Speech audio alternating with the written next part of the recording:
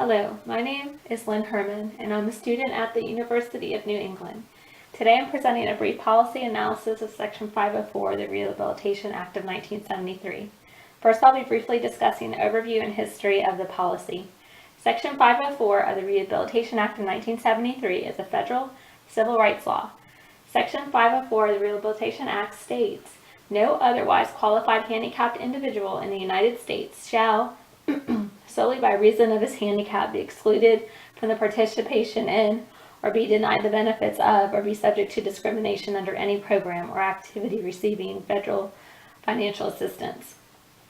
Now, Section 504 of the Rehabilitation Act of 1973 was the first federal Civil Rights Protection Act signed into law for individuals with disabilities.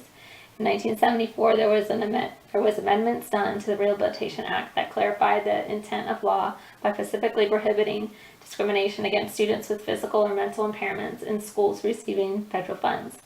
In 1978, the Rehabilitation Act was amended, and then the next amendment was done through the Amendments Act of 2008, which amended the ADA of 1990, which included an amendment to the Rehabilitation Act of 1973 in the regards to emphasizing the meaning of the term disability and for it to be interpreted more broadly in Section 504. The amendment was to emphasize that Section 504 was to cover a broader range of disabilities. Through history, many individuals have been discriminated against for their disability, and Section 504 is one of the laws that helps in protecting those that have disabilities that may and may not be covered under IDEA. Prior to Section 504, there was little access to higher education for those with disabilities. The Department of U.S. Education stated that Section 504 regulation defines a person with a disability as a person who, 1, has a physical or mental impairment which substantially limits one or more major life activities, 2, has a record of such an impairment, or 3, is regarded as having such an impairment. Section 504 also even protects a person that has no current disability, but that had a history of a disability. Now I'll briefly be discussing economic and political forces in regards to Section 504 of the Rehabilitation Act. Economic and political forces have always been an influence in regards to disability civil acts and laws. The Section 504 of the Rehabilitation Act of 1973 is no exception. There still and has been throughout history many federal agencies, offices, and commissions within the government that are responsible for implementing and enforcing disability rights and laws in our nation. And there has been many of them that has had in their hand in not supporting them or vetoing them altogether. Throughout history, people with disabilities have been discriminated against in many different shapes and forms. Many agencies, offices, and more in our government many years ago also did not even acknowledge many disabilities as they do today. And even today we find that discrimination will still exist for some people with disabilities. Political power has on many occasions been a stumbling block in the path in trying to protect the rights of people with disabilities. The government has not always been that easy and to allow and give funding in regards to assistance in helping people with disabilities. In 1973, Congress did pass Section 504 of the Rehabilitation Act, but that was after it was vetoed twice by President Nixon. Many in positions of power were resistant to the new law, and efforts were made to even stall it. As a result, the disability community began to advocate for themselves. According to the University of California, Santa Cruz, in 1976, a variety of coalitions throughout the United States, mainly the American Coalition of Citizens with Disabilities, started holding advocate type of demonstrations. There was also a month-long sit-in at the HEW offices by disabled activists in San Francisco, which is the longest one ever noted. The demonstration paid off eventually because Joseph Calfino, which is the secretary of HEW, wound up signing into effect important regulations for Section 504. And also around that same time, other colleges and other schools and facilities started to more implement Section 504 more than they were, especially regarding adding accommodations and etc. With the push from the disabled activists and other groups, the government started to begin to create and implement disability regulations such as the 504, the Rehabilitation Act, and then amendments past that. Now I'll briefly go over some of the manifest and latent functions of Section 504. Section 504 was the first civil rights regulation and national law that protected qualified individuals from discrimination based on their disability. Works against discrimination in public and private sectors. Now, the Act prohibits discrimination on the basis of disability in programs conducted by the federal agencies and programs receiving the federal financial assistance, like in federal employment and employment practices of federal contracts. It also includes like educational facilities, hospitals, and the list go on. And then Section 504, though, prohibits, they forbid organizations and employers from excluding or denying individuals with disabilities, and they implement to give equal opportunity for them to receive programs and benefits and services. Section 504 defines the rights of individuals with disabilities to participate and have access to programs and benefits and services. Section 504 function is to protect qualified individuals with disabilities that are defined as persons with a physical or mental impairment which substantiates limits one or more major life activities and are persons who meet normal essential eligibility requirements. Regarding qualified individuals with disabilities in regard to employment, they are persons who, with reasonable accommodations, can perform essential functions of the job for which they applied for or have been already hired to perform. Now, the function of reasonable accommodations means an employer is required to take like reasonable steps to accommodate the person's disability unless it would cause like their employer undue hardship. Many functions are common sense. In Section 504 into who and what Section 4 covers, but in actuality, because Section 4 is not precisely and written, many things can sometimes be misconstrued or not understand, or it kind of gets out of context what people try to get from it. For example, trying to figure out if a person is defined by Section 4, Section 504 as having a disability, for education, for example. A school should not just reject a child from Section 4 because the child may now appear to have a disability just by looking at them. They must fully evaluate the child and then go from there, and cannot turn a blind eye to anything that could qualify the child for Section 504 and the rights to be covered under it.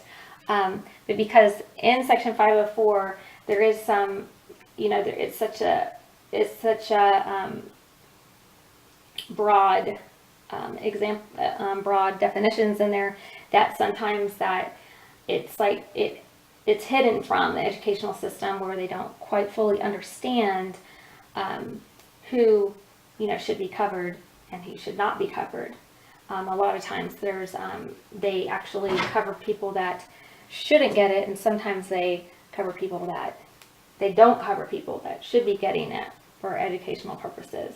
I'll now briefly discuss the current debate regarding Section 504. Section 504 of the Rehabilitation Act protects discrimination against individuals who meet the definition of disability in the Act, and as it applies to entities that receive federal funding.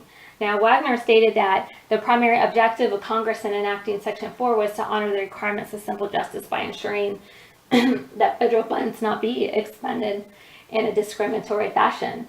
The Section 504 of the Rehabilitation Act states that no otherwise qualified individuals with a disability shall solely by reason of her or his disability be excluded from the participation in or be denied the benefits of or be subjected to discrimination under any program or activity receiving federal financial assistance. Schools then must afford students with disabilities with equal opportunities to attain the same results, to gain the same benefits, or to reach the same level of achievement as students without disabilities. Now, according to W.R. Gray, the regulations of the Department of Health and Education and Welfare changed the expression otherwise qualified individuals to qualified handicapped persons, and then defined it later on as a handicapped person who, with reasonable accommodations, can perform the essential functions of the job. Employers were then found to have the duty to make reasonable accommodations to the known physical or mental limitation of such a person with a disability, unless to do so would result in undue hardship to the employer, like I spoke about previously. The debate and issues that have been happening regarding Section 504 is that many educational facilities and businesses do not always apply the regulations and laws of Section 504 completely in regards to a student with a disability. and an application like say for employment for a person that has a disability.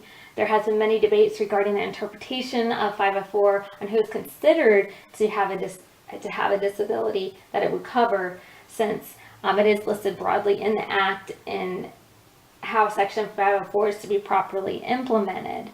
There have been many court cases, such as Southeastern College versus Davis, which was in the Supreme Court, Alexander versus Choate, which is in the Supreme Court, and then there was other ones. The list goes on in the Circuit Court. And, these have hit, the courts regarding the interpretation of Section 504 and as it pertains to if a person's disability, say, qualifies under it, or say they should receive certain accommodations, and what accommodations are mandatory, or say defining essential functions as it pertains to the 504 and the person it covers. Now, also another issue that's been occurring regarding 504 is that some school administrations get confused at times about evaluating students for Section 504, which causes some schools to over-identify Section 504 students, and then there are other schools that under-identify Section 504 students, which causes some not to get the accommodations that they should be getting. Now I'll be doing a brief wrap-up in conclusion to my policy analysis of Section 504 of the Rehabilitation Act.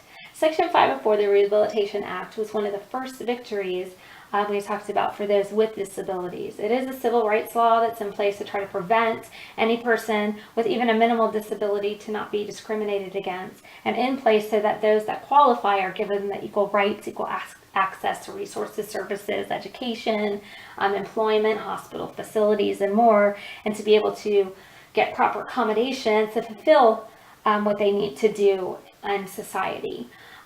It was a fight, as we know, to bring the Rehabilitation Act, Section 504, into place, because President Nixon even vetoed the bill before allowing it. But then the disabled activists and other groups were the ones that went ahead to fight to get the act in place and to get the amendments and other policies in place and passed as well.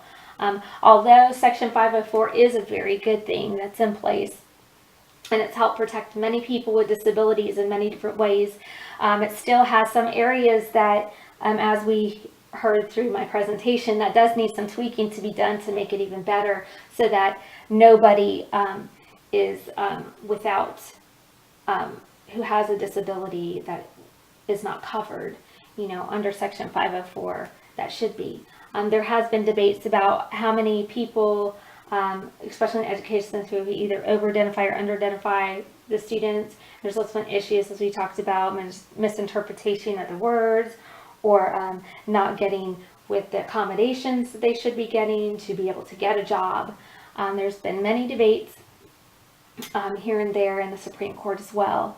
I think additional steps could be taken to amend Section 504 to include better clarification of many areas, as we previously mentioned, and if those areas maybe were clarified and readdressed and explained more in detail within the Act, the Section 504, then there could be less of a chance that people can misinterpret Section 504, and then there could be a greater chance that people with disabilities could be covered under Section 504. So, and they have a more chance then of getting the resources, services, accommodations, and employment and all that they truly need. I just want to thank you for listening to my presentation on my policy analysis of Section 504 of the Rehabilitation Act of 1973. Thank you.